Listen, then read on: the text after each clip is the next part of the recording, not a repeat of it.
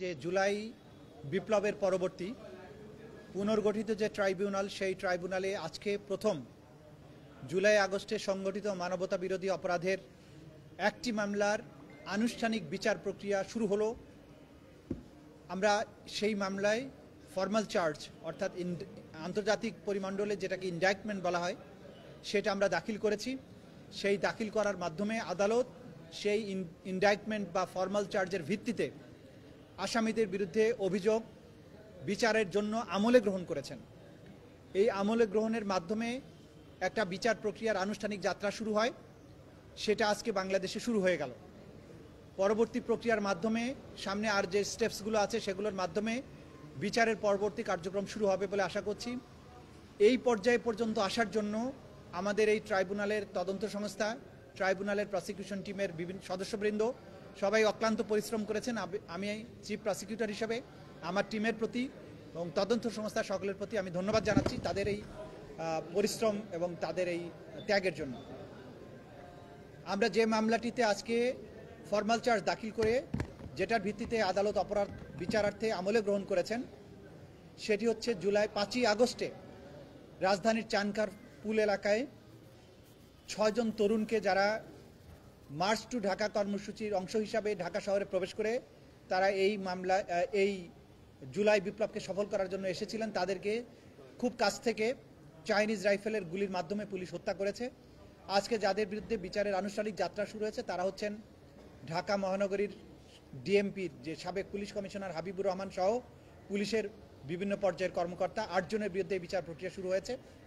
কারণ হলো এই ঘটনার সাথে যারা যারা সম্পৃক্ত তাদেরকে আমরা এখানে আসামি করেছি। এই ঘটনায় অনেক পুলিশ হয়তো জড়িত ছিল, সবাইকে কিন্তু আমরা আসামি শ্রেণীভুক্ত করি নাই।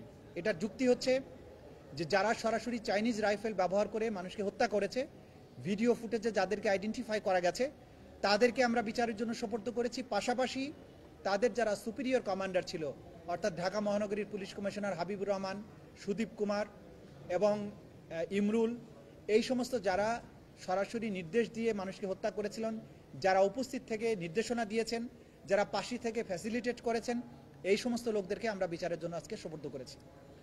এই মামলাতে বিভিন্ন ডকুমেন্ট আমরা দাখিল করেছি।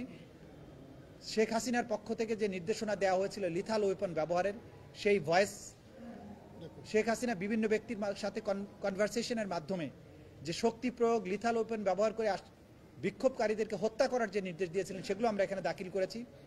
কিন্তু তাকে এই মামলাতে সরাসরি আসামি করা হয়নি, কারণ তার বিরুদ্ধে সেপারেটভাবে চার্জশিট দাখিল হয়েছে এবং সেখানে তার বিরুদ্ধে আলাদাভাবেই আনুষ্ঠানিক অভিযোগ অর্থাৎ ফর্মাল চার্জ দাখিল করা হবে। এটা ছিল আজকের প্রসিডিংস। এর বাইরে শেখ হাসিনা এবং শাকিল আহমেদ নামে আওয়ামী লীগের গাইবান্ধার যে নেতা, যাদের মধ্যে টেলিফোন কনভারসেশনের মাধ্যমে শেখ হাসিনা বাংলাদেশে সমস্ত এই জুলাই বিপ্লবের যারা মামলা করেছেন, যারা মামলার বাদী হয়েছেন, সাক্ষী হয়েছেন, তাদের বাড়িঘর জ্বালিয়ে দেওয়া এবং তাদেরকে হত্যা করার যে নির্দেশনা দিয়েছিলেন, সেই টেলিফোনিক কনভারসেশনটা ভিত্তিতে একটা কন্টেম্পট প্রসিডিংস তার বিরুদ্ধে ড্র হয়েছিল। আজকে সেই কন্টেম্পট প্রসিডিংসেরও ফার্দার শুনানি ছিল। সেটা শুনানি অন্তে আগামী 3রা জুন এটার পরবর্তী আদেশের জন্য ধার্য করা হয়েছে। যে কন্টেম্পট প্রসিডিংসে সাধারণত নোটিশ জারি হওয়ার পরে পত্রিকাতে বিজ্ঞপ্তি দেওয়ার প্রয়োজন হয় না, কিন্তু স্বচ্ছতার স্বার্থে, আন্তর্জাতিক মানদণ্ড রক্ষা করার স্বার্থে কেউ যাতে প্রশ্ন তুলতে না পারেন, সে কারণেই এই আসামিদেরকে কন্টেম্পট প্রসিডিংসে হাজির হওয়ার ব্যাপারে পত্রপত্রিকায়, দুটো বহুল প্রচালিত পত্রিকায় বিজ্ঞপ্তি দিয়ে তাদেরকে আদালতে হাজির হওয়ার জন্য নির্দেশ যেটা দিয়েছেন সেটা নোটিফিকেশন আকারে পত্রিকায় ছাপার নির্দেশ দিয়েছেন। সেটাও আগামী 3 তারিখে ফার্দার আদেশের জন্য আসবে এবং সেদিন যদি তারা হাজির না হন, তাদের আইনজীবীর মাধ্যমেও যদি জবাব না দেন, তাহলে আদালত এই ব্যাপারে পরবর্তী আদেশ প্রদান করবে। Immigration to Canada. We provide the best quality service and solution for Canada immigration. Please visit our website and contact for details.